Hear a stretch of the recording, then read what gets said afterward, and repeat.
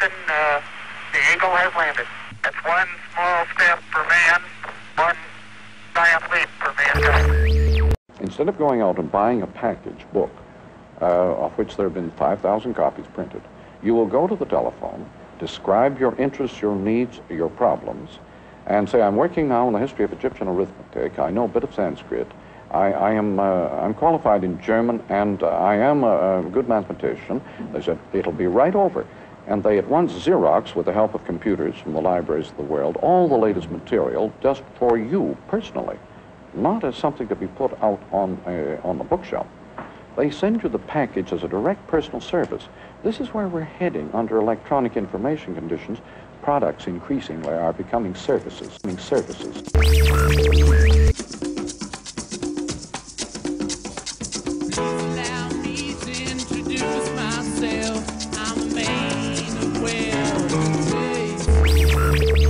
Global Village is not created by the motor car or even by the airplane. It's created by instant electronic information movement.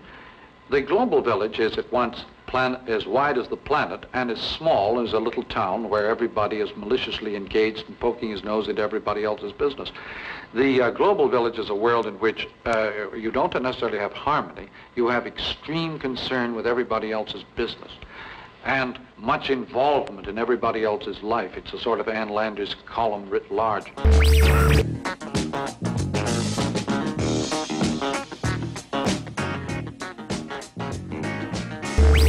Another strange effect of this electric environment is the total absence of secrecy. I still have a dream. It is a dream deeply rooted in the American dream. The new is always made up of the old, or rather what people see in the new is always the old thing, the rearview mirror. The future of the future is the present. And this is something that people are terrified of. She speaks by telephone to head office, where her variations are taken down directly onto cards. I try not to have any private meanings, Frank, but I think of technologies as extensions of our own bodies, of our own faculties, whether clothing, housing, and more familiar kinds of technologies like wheels, stirrups, such extensions of various parts of the body. The need to amplify the human powers in order to cope with various environments.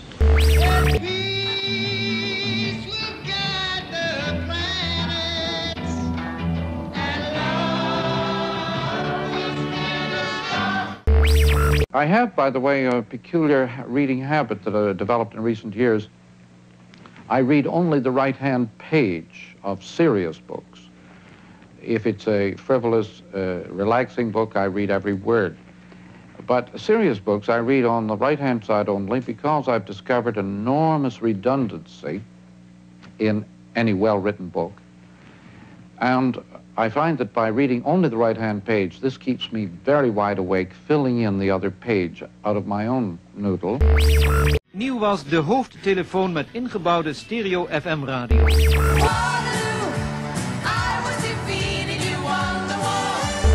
Den Uyl in een speciale televisietoespraak aan dat benzine op de bon gaat. Forgive my impertinence, but has anybody asked you why you are sometimes difficult to understand? Because I use the right hemisphere when they're trying to use the left hemisphere. Okay, well, simple. I'll try and get back on the left. You see, when people ordinarily people are trained to try to follow you and to connect everything you say with what they last heard, they're not prepared to use their wits. They're only prepared to use the idea they picked up the first time and try to connect it to another idea.